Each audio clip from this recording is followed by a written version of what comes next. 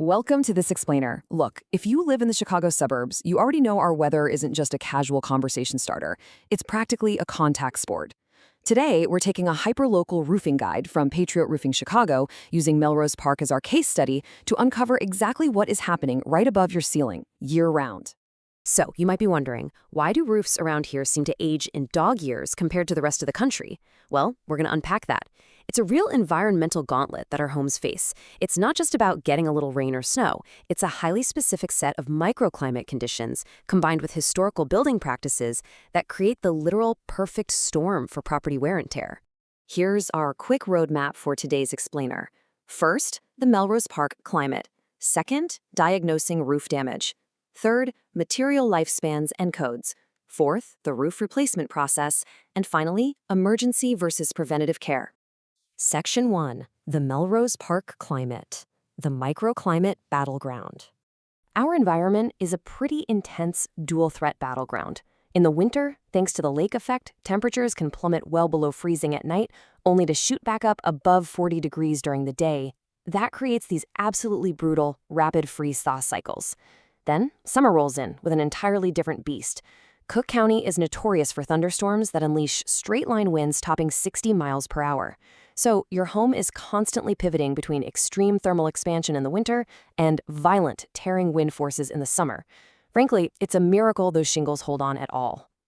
And the actual architectural history of our neighborhoods makes this even trickier. Take Melrose Park, especially that beautiful post-war housing stock near 15th Avenue, built in the 1950s and 60s. They have these distinct steep roof pitches and valleys. But crucially, homes from this era often have incredibly poor attic ventilation by today's standards.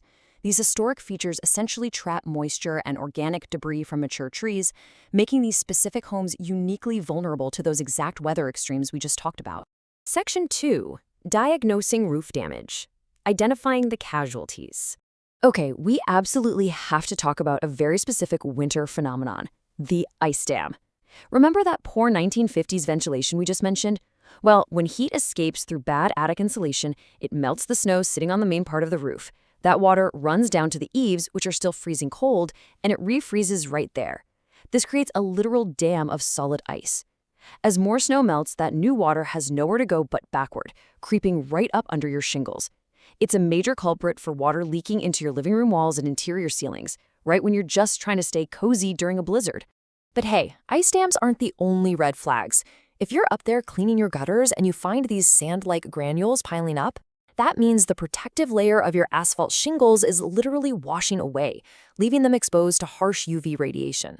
You might also spot curling or buckling shingles from that 60-mile-per-hour wind uplift, cracked caulk around your chimney flashing, or, worst of all, those dreaded brown water stains on your ceiling. If you're seeing any of these, your home's waterproofing is already severely compromised. Section 3. Material lifespans and codes. Fighting back with standards.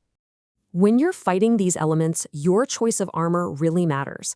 Asphalt shingles are by far the most popular and affordable, giving you about 20 to 30 years of protection in this climate. But what if you upgrade? Metal roofing pushes that expected lifespan way up to 40 to 70 years because it's highly resistant to those intense freeze-thaw cycles and heavy winds. And slate or tile? That can last a full century. The right material investment dramatically extends your defense against the elements. 130. That's a big number. It represents the 130-mile-per-hour wind rating for high-quality architectural shingles. If you're using basic 3-tab shingles in an area prone to Cook County's straight-line winds, you are seriously rolling the dice. Going with materials that hit this specific wind rating is an absolutely essential upgrade for surviving those brutal summer storms, without finding patches of your roof sitting in your neighbor's yard. Here is another vital number for you, 100. Over in Melrose Park, local building codes mandate that any roof replacement over 100 square feet requires a strict permit and a village inspection. You really can't just patch a huge section of your home under the radar. The local government steps in right at this threshold to make sure the work actually meets the survival standards for our region.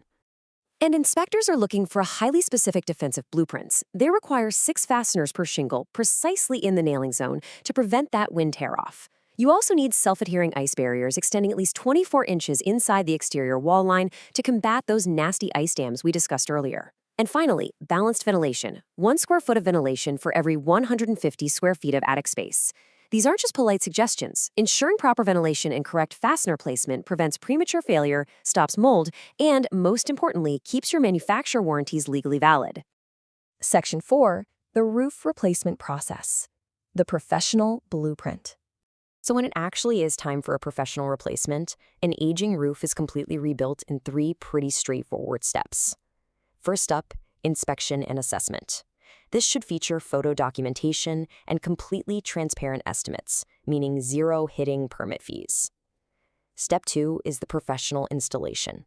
For a standard residential home, this usually takes just 1 to 2 days to strip everything down to the decking and bring it fully up to code compliance. Finally, step 3, the final inspection and cleanup. A true professional crew will perform a magnetic sweep of your entire lawn to make sure not a single stray nail is left behind to pop your car tire, followed by a final walkthrough and warranty registration. Section 5.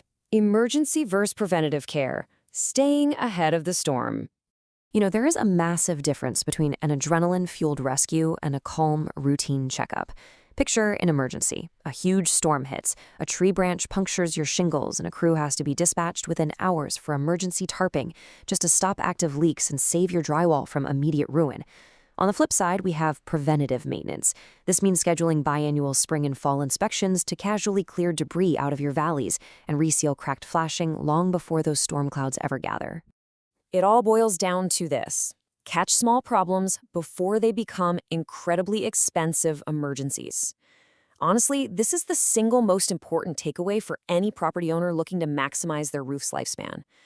Paying for a minor caulk repair around a chimney vent today, that completely prevents the absolute nightmare of ripping out waterlogged ceiling drywall next winter. We've explored the unique climate challenges of the Chicago suburbs, the strict building codes required to fight back, and the immense financial value of proactive maintenance. So take a look at your own home. Is your roof truly ready for the next Midwestern freeze-thaw cycle? Thank you so much for joining me for this explainer, and stay safe out there.